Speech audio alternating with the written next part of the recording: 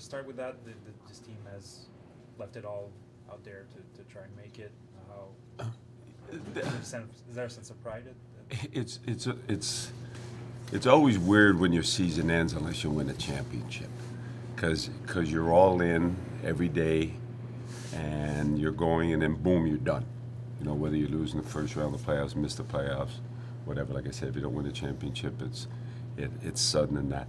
So now, as you're going over the year, you're always evaluating your team at different stages, and then when it's done, you're looking at the overall picture, the different segments of the year, and you're getting an evaluation. And my evaluation of this hockey club and missing the playoffs is I think the players are a lot like the coaching staff and everybody that's been around to put in the work. We're really disappointed. The whole object is to make the playoffs and then to see where you can go from there. So we're really disappointed in that. And then when I look back at this hockey club and to give an honest evaluation of it, this hockey club impressed me. The resilience it showed through a 2-month period there where we played short-staffed, and again, not making any excuses, but the amount of injuries we had, I've never seen it in my long career. I've talked to other people in hockey, they've never seen it. We use 35 games of affiliate players, and I evaluate my team every day after practice. I keep notes. I write down what I think the practice was, the effort, and more times than not, we were pleased with the effort with the group we had. And it's really hard to evaluate when you're overplaying players. And it was an opportunity for guys for sure, but when you're addressing a depleted lineup on our side too, with the 5 teams that are really good, there was no easy games. And overall, the way this team worked and was all in, I have no complaints. And how impressed have you been with the development of some of the younger guys? Like, you've seen some guys take bigger roles throughout the year, like Nick and Josh Brady and stuff. So. Yeah, that's what it's about. That's what this league's about, is guys getting better and developing. I mean, you can say the same about every league, but especially the junior, where they're at that 16, 17, 18, 19-year-olds, their bodies are changing, they're getting stronger, they're figuring things out. This is usually probably the first time that they're really pushing the amount of games and practices they do is hard.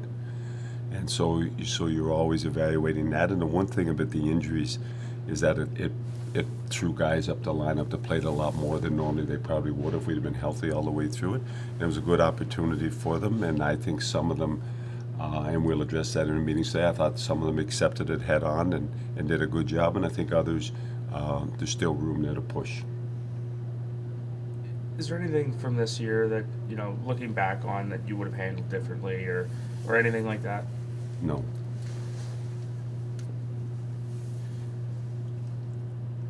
If you want to focus on guys like Cohen and Amidovsky, what do you have to say about their season for handling a first year like that?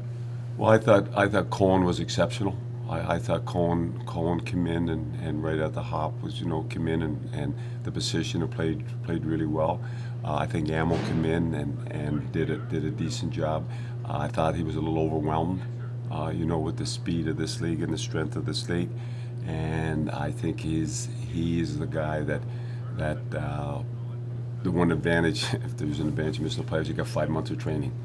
And we expect him to dig in. We expect him to come back a different player.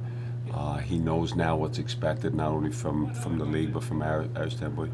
And we expect really big things because he has the talent. Just got to get his work ethic now to match his talent. And how hard is it to, it's the same every year, as you said, but to see that the older guys on this team have probably played there. Yeah. Some of them definitely played, but it's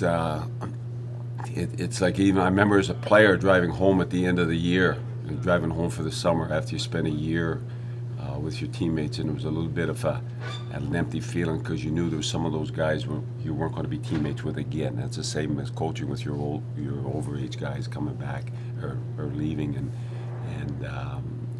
they're leaving, and they're the guys that usually you rely on the most. They're the guys you push the most. They're the guys you demand the most from, and they're going to be missed. They set the tempo. They set the pulse.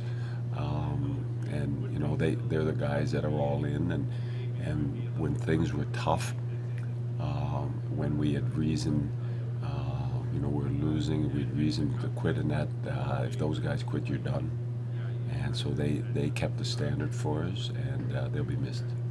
And it's a special year in the regards of these guys leaving, because they've all been here for like what, 4. Yeah, it's 4 years. they're all and it was a tough year too for the overages, because it was one of those years where there was an abundance of them, and we actually had to set overages out. And I said during the time of that 2 things I hate in my job is cutting kids and sitting kids out, and it's really magnified when it's overages that you're doing that too. But that was just the way it was with the numbers. We didn't expect Stoney back.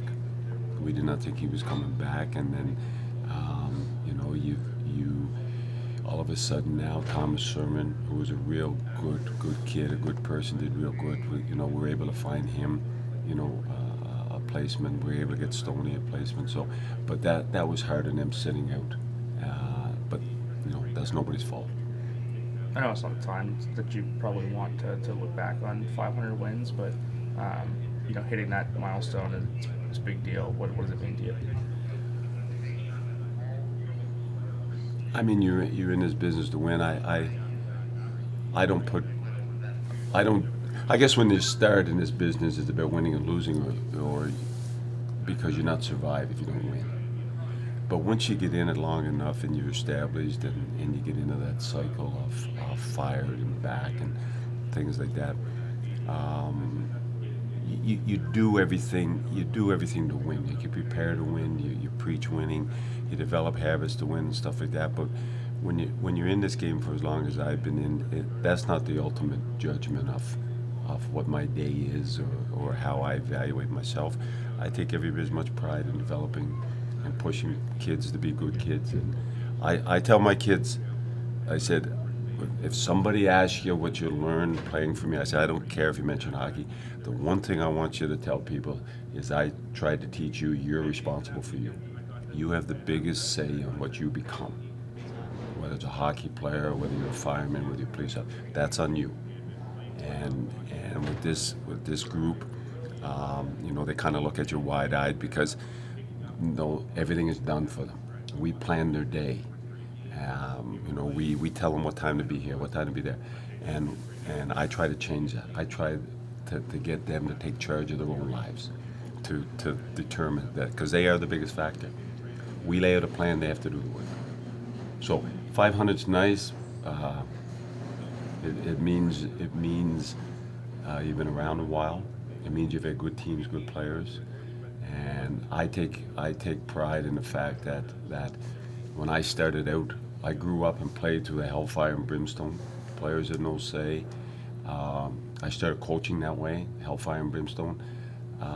That doesn't work anymore. I take great pride that I'm able to adjust and keep in tune with today's player and how you communicate with them and that, and I still enjoy it immensely.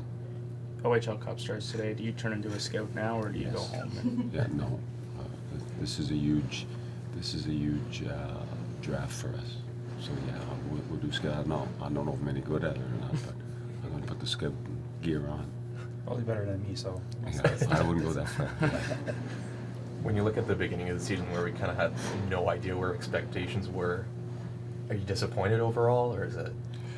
Yeah, anytime you make the playoffs, it's a major disappointment, and you know, you can slice it and dice it, and you can look at this game, that game, but here's the reality of it. The reality of it is that we didn't have a total game consistently enough. You know, we had too many games where, you know, the power play was going, the penalty kill wasn't, the offense was going, the defense wasn't. We just weren't in sync. And you know, you look back at for whatever reason that is, and that's what we'll talk to our players about today. Hopefully, they'll give us some feedback, all right? Because they see it a different way. They're the ones that do the work. Hopefully, they'll give us some feedback. And it's that consistency. If your game isn't, I mean, you'll have bad games, but if your game isn't consistently strong,